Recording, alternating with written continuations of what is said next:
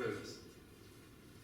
Okay, but this one is used by 7 different users, or at least it's used by 7 different Bitcoin addresses, 7 different Bitcoin public keys. But now it happens with HD wallets. Okay, people have this magical way to generate lots of fresh Bitcoin addresses for themselves in a deterministic way.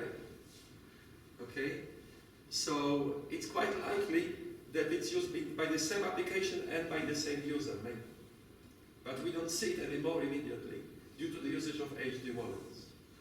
BAP032. Okay. So these events are happening like still at least every week. Okay. So what we have? What is the state of the art?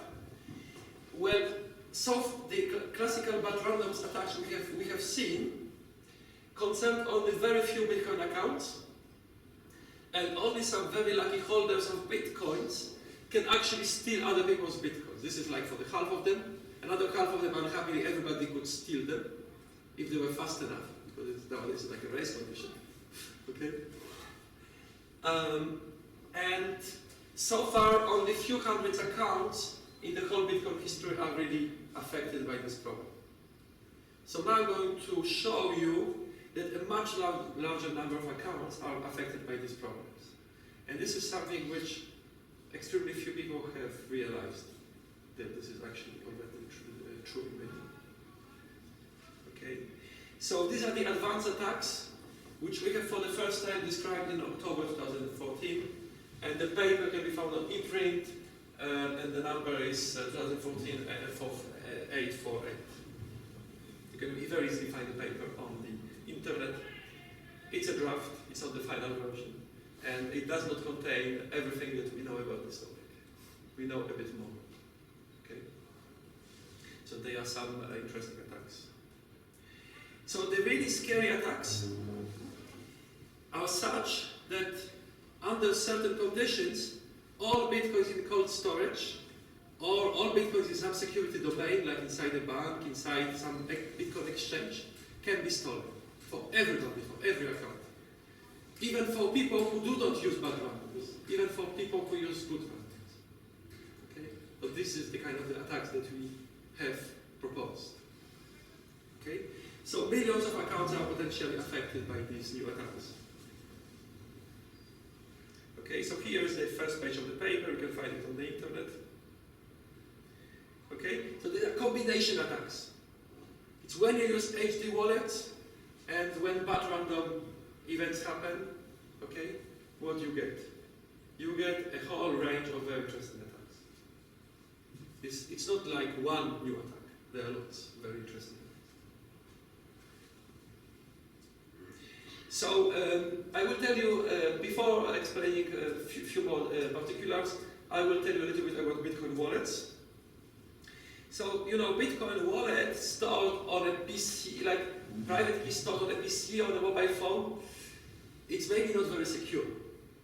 Okay, so the ideal Bitcoin wallet will be something like a smart card. Okay, an independent, secure hardware device to store your private keys. Okay, which will be generated on the card and never ever leave the card and so on. Okay, so such solutions exist. Okay, so the first one, like this, is this product, which is fully open source, which is called BTChip HW1. Okay, the first solution of this kind.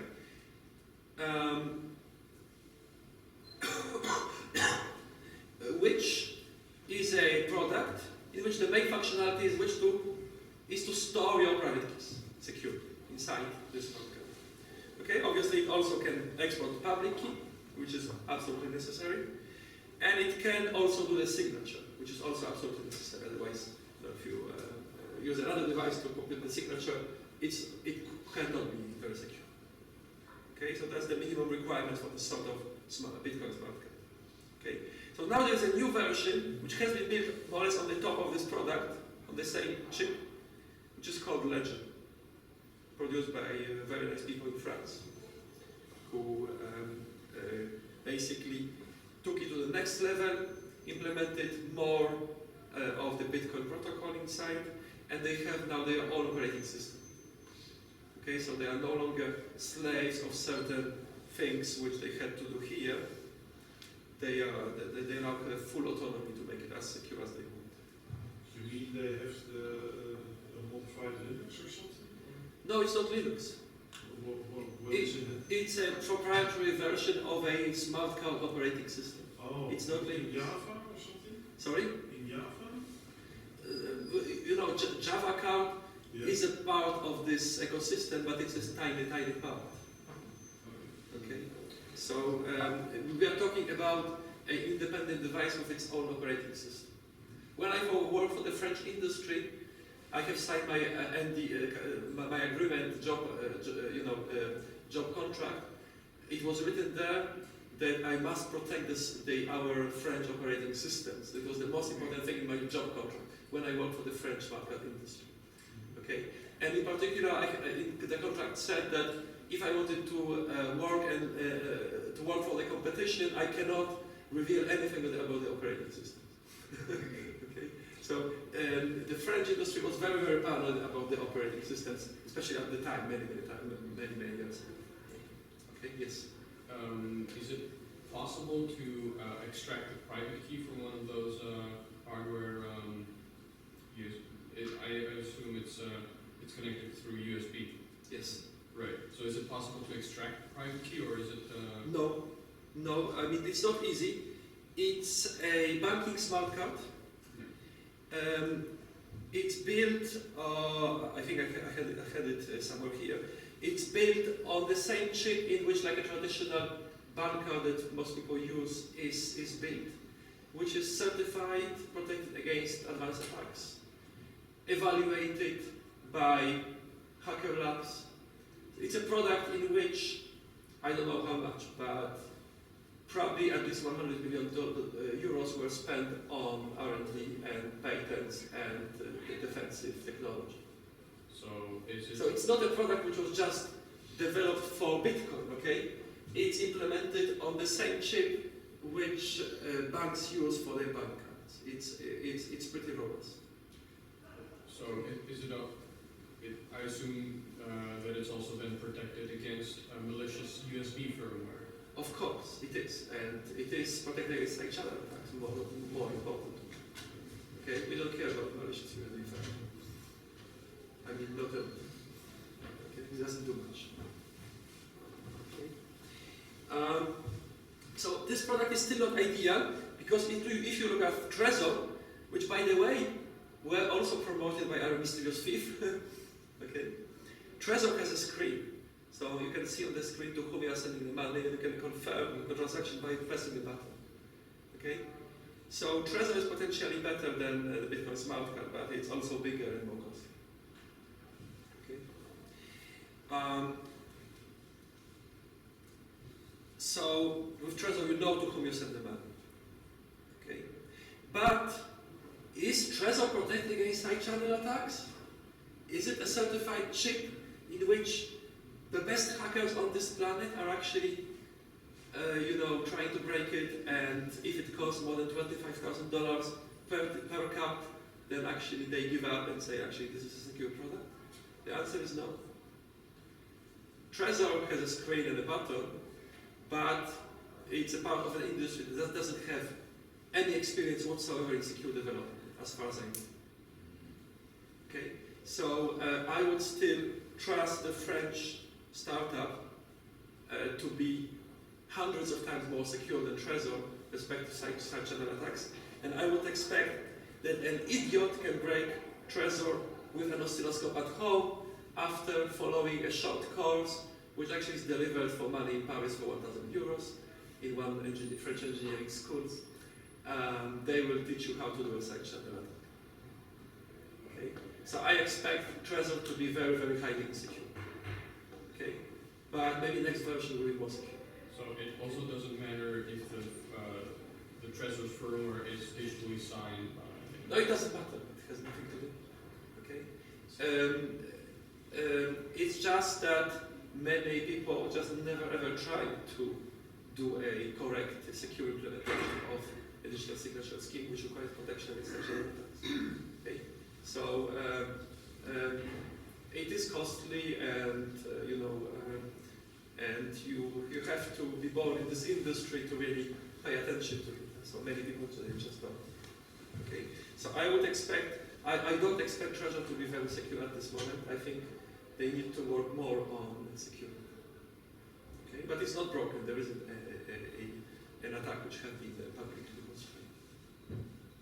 Okay, I just want to tell you that there are people in very serious industries, in very serious countries, who have spent a lot of effort on making something like this reasonably secure. And this is evaluated the hard way. Okay? A lot of money is spent on security evaluation and on making sure that it cannot be broken. Okay? This is not just talking about security. Okay? It's being sent to some very, very good professional hackers to be broken. Okay? So it's a serious process. Okay? So quite interestingly, Trezor have done something really, really nice. It's a tremendous innovation. I wanted to tell you about this. So imagine that you forgot your Trezor at home and you came here to the conference and you want to see if you have received your salary because it's been paid in Bitcoin. Right? Okay? So they have the Trezor Lite app. What is the Trezor Lite app? It's something which you install on a mobile phone. It does not have your private keys, but it's still able to see if you have received monies in your Trezor accounts. Even though you are using HD wallets and you are using multiple Bitcoin accounts, okay, this app is able to generate all your public keys. How is it possible? Okay, yes. So this is the magic of BIP 032. Okay, they have implemented BIP 032. And the essential capability of BIP 032, which by the way is the only capability of BIP 032, can be called audit capability. Okay, audit capability is what all these things are about. Okay, it's the capacity for someone to generate many different public keys and to monitor what's going on. It's a sort of equivalent of read-only access to your account. Okay, and they have this implemented in this. Okay, so yeah, that's a tremendous innovation. It's very, very nice, but is it secure? Okay, maybe it is actually. So I have here a slide about how BIP 032 works. Okay, so BIP 032 is a tremendous invention in the area of key management. It's very, very nice because it works across an arbitrary number of levels. Here I show just one level. Okay, so in BIP 32, I don't know how many more minutes I have, by the way. We have to be out here around 5:45. So how many more minutes? Because I don't see the time. Half an hour. Half an hour left? Yeah, but then okay. we really have to. Okay, good. 20 minutes. Okay. So BIP 032, here, this line can be kind of combined with itself and operate across several levels. Okay? So you have something which is called parent extended private key. It is just a name because it's not a key actually. Okay? So it's composed of two parts. The left-hand side is called kprivate. Okay? So again, it's like a key, but it's just a name. Okay? It's rarely ever used as a key. Actually, it's not used as a key. Okay? And then you have another value, just called exchange, just the right-hand side. So both of these will be like 256 bits. Okay? So the whole parent extended private quantity, okay, because we should not call it a key, will be like 512 bits. Okay? So we have this quantity, and then this chain variable will be fed to something which is like a large hash function. Actually, technically speaking, it's an HMAC, but the way it's used is basically used as a flexible hash function with certain types of inputs and certain sizes. Okay, so HMAX has all the flexibility which is here. So you can really think about it as a hash function with two inputs. So this is fed to this hash function. It's a